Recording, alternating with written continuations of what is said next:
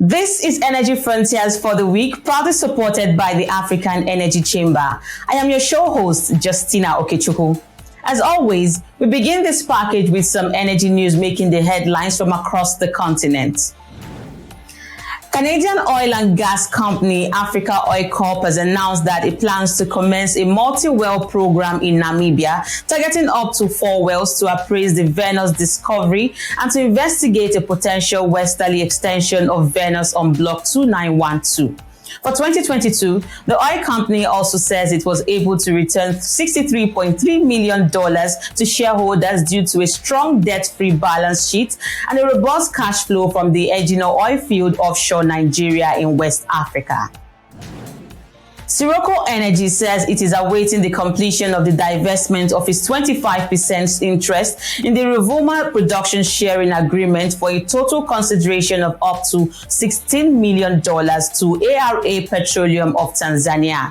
The Rovuma joint venture group is now targeting production of first gas from the license in October this year. WBHO, a construction and engineering group listed on the Johannesburg Stock Exchange, says it is hopeful for a potential return to work in Mozambique, where it had been awarded a contract related to Total Energy's large-scale liquefied natural gas project and several Sasol contracts. The project has been on hold due to violent insurgents in the area.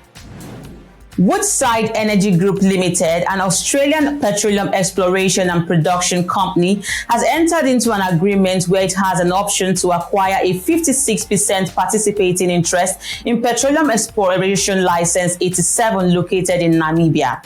As consideration, Woodside will pay the full cost for a 3D seismic survey covering an area of at least 5,000 square kilometers within the licensed area at an estimated cost of $35 million. The Court of Justice of Paris this week dismissed with cost an application to stop Uganda's oil projects, in particular the East African crude oil pipeline project that was filed in Paris by Friends of the Earth and others. Responding to the development, the chairman of the African Energy Chamber, NJ Ayuk, had stated that there was no point of any climate effort if it can be undone by a relatively small pipeline that might actually be a lifeline in one of the world's most impoverished nations. A new analysis by the International Energy Agency shows that global energy-related emissions of carbon dioxide rose by under 1% last year due to an outstanding growth of more cleaner technologies such as solar power and electric vehicles helped limit the impact of increased use of coal and oil amid the global energy crisis. According to IEA Executive Director Fatih Birol, the growth in CO2 emissions would have been nearly 3 times high without clean energy. And that was a snapshot of your energy news headlines. Join us after the break as we discuss the many troubles of South Africa's state power utility Eskom and what they mean.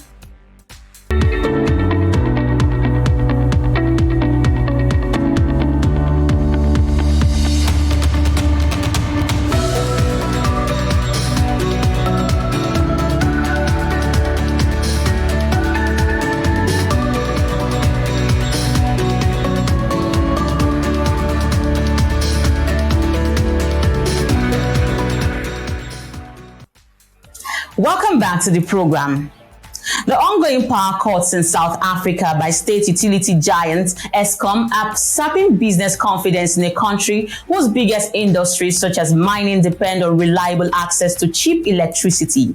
Meanwhile, big mining companies like Anglo American Platinum and Sibanye Stillwater have warned that continued power rationing in South Africa at the current rate will have dire consequences for the country, in which marginal shafts will face early closure and government's ambition to tackle Eskom's performance will be hurt by lower mining sector's taxes and royalties.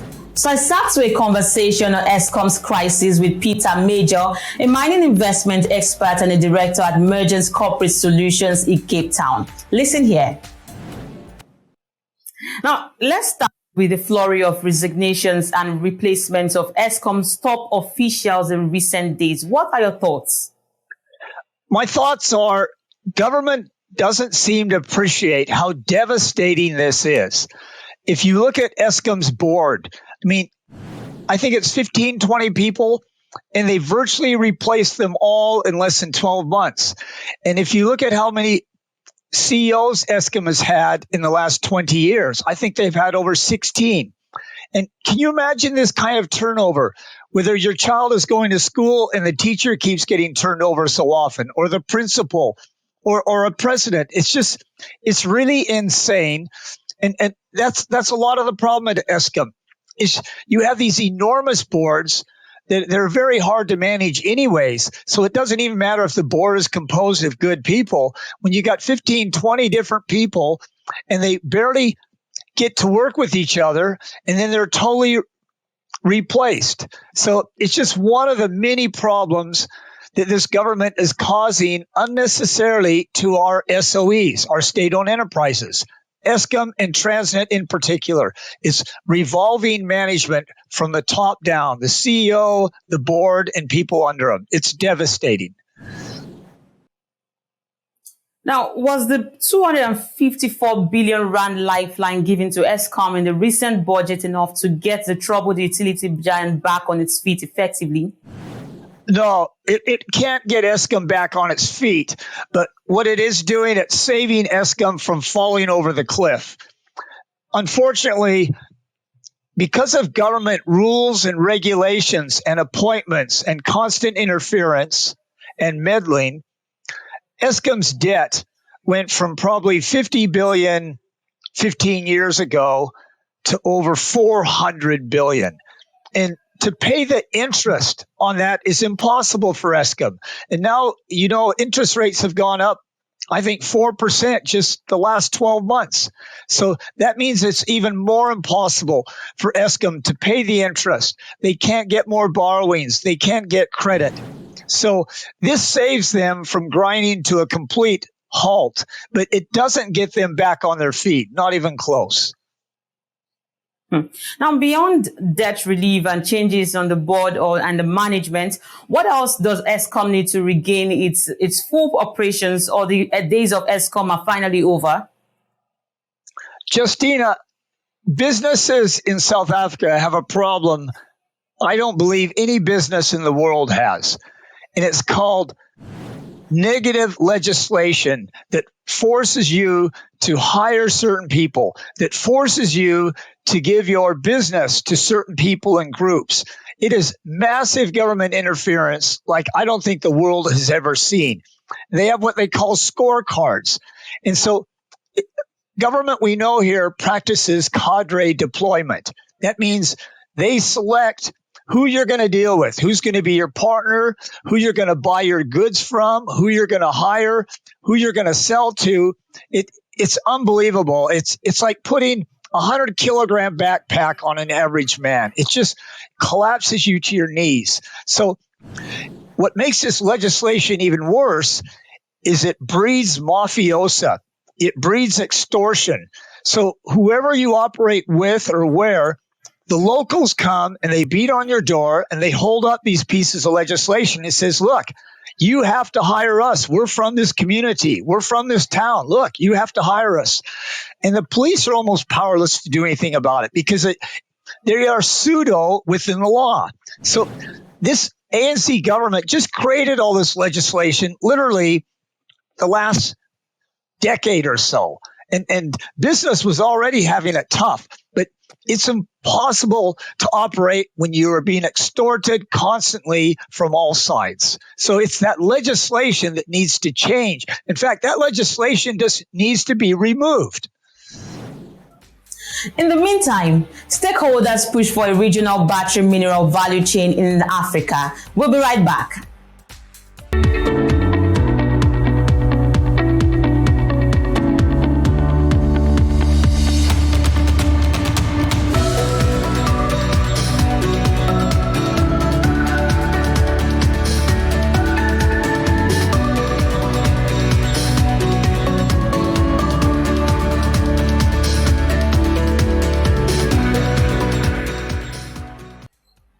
Welcome back. I am Justina Okechukwu. The United Nations Economic Commission for Africa says that Africa has the capacity to generate about $46 trillion by year 2050 if the continent is able to harness its abundant resources.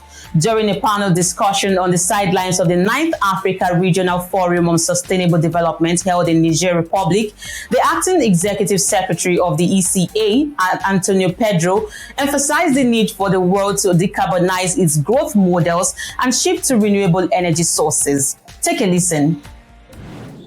There is no issue more critical at this moment than Africa's role in the global fight against climate change and the benefits that our countries can realize from this role.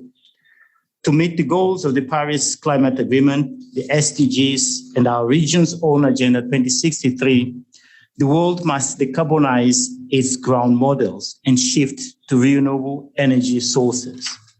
This path is resource intensive and will therefore require a much greater production of a variety of minerals that are central to decarbonization. So that resource intensity really needs to be managed very well. Otherwise, of course, we will be left behind. We will not harness all of the opportunities that are associated with that intensity of the transition towards a greener world. As we know, Africa is home to many of these so-called green minerals. In other jurisdictions, they call it critical minerals. To use the example of batteries for electric vehicles, one battery will require 52 kilos of graphite, 35 kilograms of aluminum, 20 kilos of copper, 10 kilos of cobalt and manganese, and many more. Meanwhile, the DRC produces over 70% of the world's cobalt. DRC and Zambia together supply 10% of global copper. Mozambique, South Africa, and other Median countries hold significant reserves of graphite, platinum, metals, and lithium, and the list goes on. So the question for us indeed is, how are we going to make the most of all of these opportunities, all of these resources that we have on the continent? Excellencies, ladies and gentlemen, the opportunity before us is clear. And indeed, we've been discussing for some time the importance of harnessing these moments to spur other higher value activities in Africa. Today, up to 70% of the region's exports are unprocessed commodities. But this situation can indeed change. We now have a very clear political will at the highest levels of government that industrialization and value addition must be priorities through which we engage in mining and other resource sectors. In other words, we need to break this enclave that characterizes the extractive sector. And finally, on Energy Frontiers, the Energy Institute hosted the International Energy Week in London and brought together oil and gas industry leaders, senior officials, and influencers from across the energy industry, looking to assess the technologies, business models, and skills needed for a net zero future. The three-day conference highlighted the need to transition out of the geopolitical and environmental crisis facing the energy sector. And that's how we wrap up the package for you this week, and we thank everyone for joining in on the show. We also say thank you to our partners, the African Energy Chamber, for their support. Remember to follow Energy Frontiers on Frontier Africa Reports website, subscribe to our YouTube, and follow us across all our social media handles as indicated on the screen. It's goodbye from me, Justina Okechukwu, and I'll see you next time.